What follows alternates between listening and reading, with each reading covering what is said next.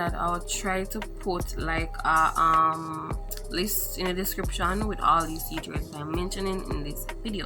Okay, so the next pointer, the next like advice that I have now is when you go into that exam, although I say do past papers, everybody says teachers recommend you to do past papers, right? But also go in the exam with a mindset of the probability or the possibility that you're going to see a question that you've never seen before. That is for the paper 1 though, right? Just go in there, all you did all these past papers for paper 1, just in case, go in there with the mindset of the possibility that there may be like maybe 10-20 questions that you've never seen before, right? And when you've never seen those questions before, you don't know the answer, that's where your knowledge comes in, right? That's where your knowledge comes in, and you're gonna have to use your critical thinking, your reasoning skills to answer the questions. Now, when answering like paper 1 questions, to be honest, sometimes, right? Sometimes it doesn't. Sometimes it all comes down to your reasoning skills. So you see a question, you don't know what's the answer. Like you did past papers for paper 1, you don't know the answer, you don't even remember that term, whatever. Right? So what we can do is we can use like context clues, right? What the word is saying. Like you can just look. Alright, you see when you're gonna exam, use context clues. Like if you look at the word and you like try to come up with a definition for the word, right? Because some words give away their meanings, like just the word cannot give away their meaning. So if you see a word, try to make up or try to formulate a meaning and see if it fits with the question for the paper 1. Now if you do that and you just can't come up with a meaning, or you just still don't know what's the right option, you guess, right? So right, you guess. Do not, alright, let me say this, do not leave anything blank, especially on the multiple choice. Just shade something and call it a day. Do not leave it blank, right? When you shade, at least you have a chance of getting it right. When you just leave it blank, you don't know, you just lose a point, just automatically, just like that, you lose a mark, just like that. So when you're going that exam, alright, aside from like knowing your content and all of that stuff, go in your exam with reasoning skills, right? When you don't know something, reason out the question and answer it. Like do not leave anything blank in your question. Don't leave anything blank on the paper. Do not do that. So reason out the question, reason it out, say what they really ask if you reason the question, reason it out. Next thing I do, go in the exam with your common sense, right? Alright, so when we're going to exam, sometimes we overthink stuff, right? Don't overthink it. Like we're going to exam and we say, no, it's too easy. Why would I give you this? It's too easy. We overthink. So just go in the exam with your common sense. If your common sense say A, just choose A and call it a day. Don't be like, no, A too simple, it can't be A. Right? Don't doubt yourself, basically, right? So go in there with reasoning skills, good reasoning skills to reason out the question even if you don't know it. And also go in there with some common sense. Like sometimes we take common sense for granted, but best believe it, that's how some students pass. Their reasoning skills and common sense. Even if you don't know the word or something, or you don't know what the question is asking, just write something, right? And as I said, don't leave any question blank. Like even on the paper 2, don't leave anything blank. If them ask you about globalization, you don't even know what that be, just start write something. Globalization, what the word sound like, whatever it sound like, you just write something.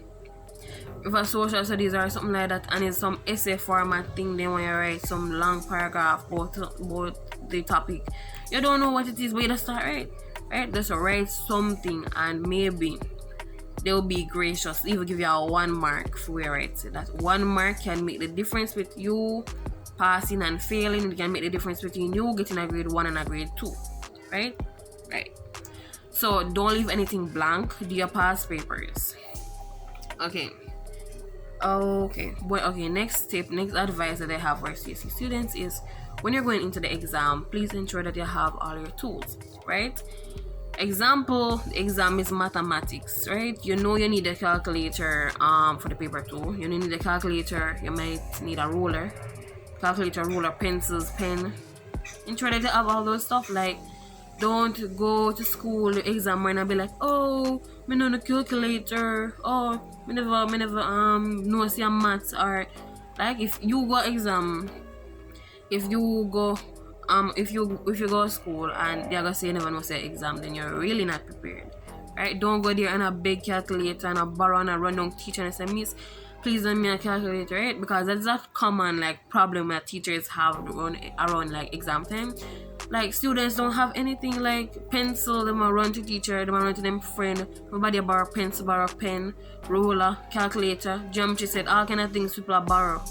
People not prepared, right? So let's ensure that you are prepared. Like get your stuff, get your calculator, so get your calculator, get your ruler, get your pencil, all of this stuff. Ensure that I have them, right? And the next mistake that some students make, you see the calculator now. No, we have different types of calculators, so especially for like maybe maths and maybe physics subjects that require you to use a calculator. Don't let the first time you use the calculator be on exam day. Why is that? Why do I say don't let the first time use the calculator be on exam day?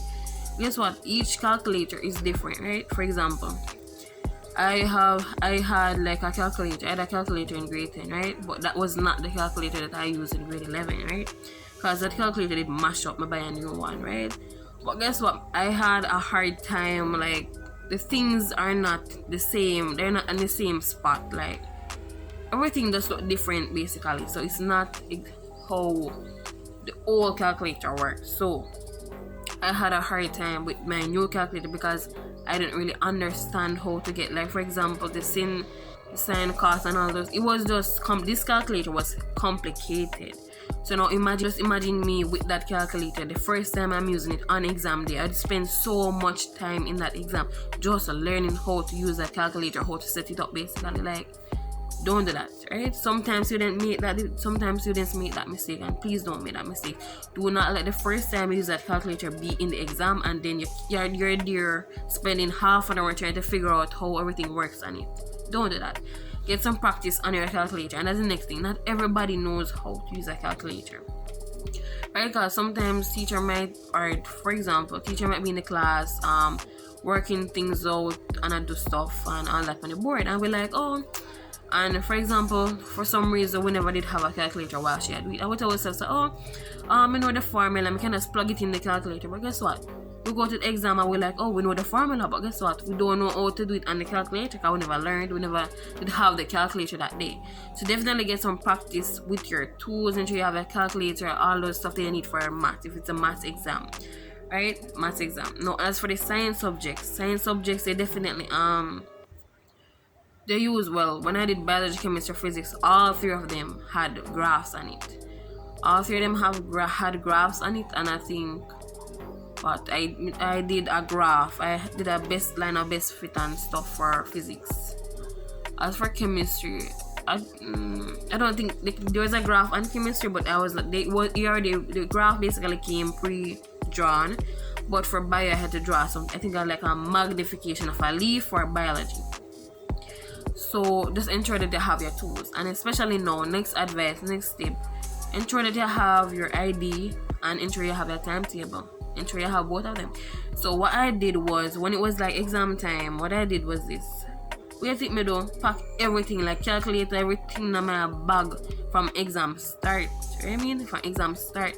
Like even when it's not math, me have calculator in my bag. Like me have everything in my bag.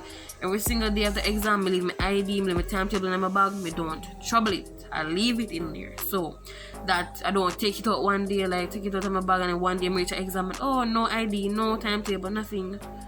No. So I just keep everything in my bag for the entire exam time. ID, timetable, everything.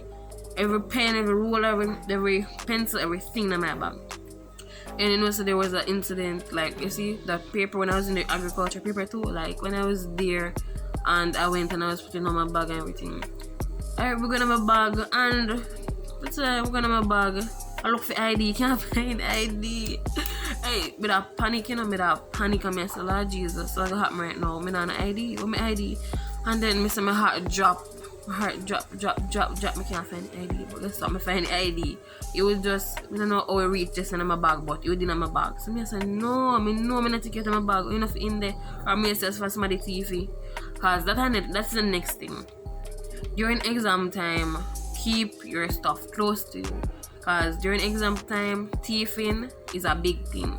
Don't leave your bag, don't leave nothing. Because guess what? People thief book, people thief bag, people thief calculator, pencil, pen, everything can just thief and gone.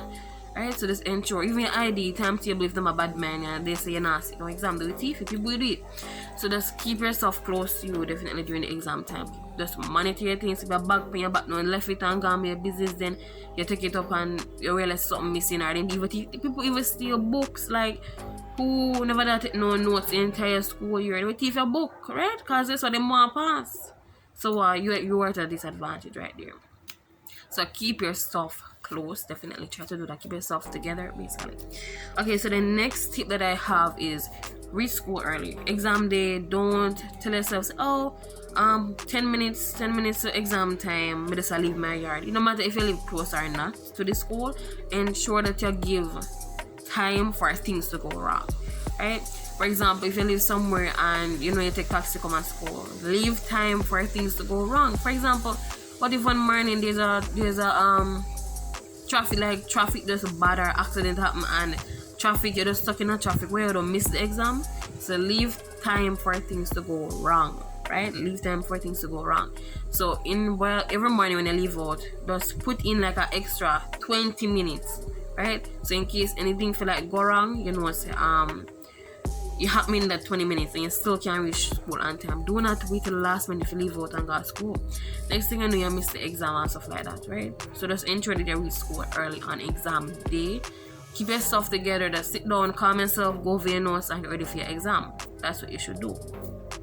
Okay, so now this is the next thing I want to say, next advice or next thing I want to say is when you're in that paper 2, you get points for what you write on that paper. Now, what you don't write, so if there's 10 questions on that paper and you only know 2, write on the 2. Do not waste your time on the 8 of them where you can't answer. You're not getting no mark for them there. So don't waste your time with one exam on the 8 and then you have the 2 questions at the back where you could answer and get the mark, right? And you waste all the time on the way you know you never know for a long time, right? You know you never know the answer to them, but you waste your time on them same way. Like, why did that? You get points for what you write, but not we never write. So do the questions that I can do first and leave the one them we have no idea about for last, right? Because if you don't know, you just don't know, right? So write the sense, write sense first, right? Write what you know first and left what you don't know for last. So you can maybe write some foolishness just to fill up the space on the paper and maybe hopefully get a 1 mark, okay? Okay, so next tip that I have here, and I think this is the last one. Okay, so when you're going to the exam, go in there with a mindset. Like, what are you aiming for? When you're sitting in that exam, is it a grade 1? Is it a grade 2? Is it a grade 3? Is it a distinction? What do you want to go in that? What do you want to get out of that exam? Go in there with that mindset. So if it's a grade 1, go in there with a grade 1 mindset. If it's a grade 2, because you're not too good for the subject, then go in there with a grade 2 and say, listen, I'm getting this grade 2. Or if it's a grade 3, you just want to pass it, just say, listen, I have to get that grade 3 today. Alright, and just get serious. Like, just get serious, get a game face on. Like, hey, you just have to deal with the paper. Just go in there with this attitude, say, this paper no more than me, because I'm going to mash this paper up, right? Go in there with definitely confidence, positivity, and all that stuff. So guys, and also ensure that you have a great SBA if you want that grade 1 or you want that grade 1 distinction, right? Now if you just want to pass, make sure you have a good SBA same way, because SBA grade is what you want to add it to your exam grade to give you a final grade. Just go in there with that mindset, go in there with positivity, confidence, and just say, listen, I'm gonna mash up this exam. Even when you don't know nothing, you're gonna mash up this exam same way. Okay guys, thank you so much for watching today's video. Don't forget to like, comment, share, and subscribe. And also you can check out those other videos on my channel. They're down in the description, and maybe I'll make them pop up here.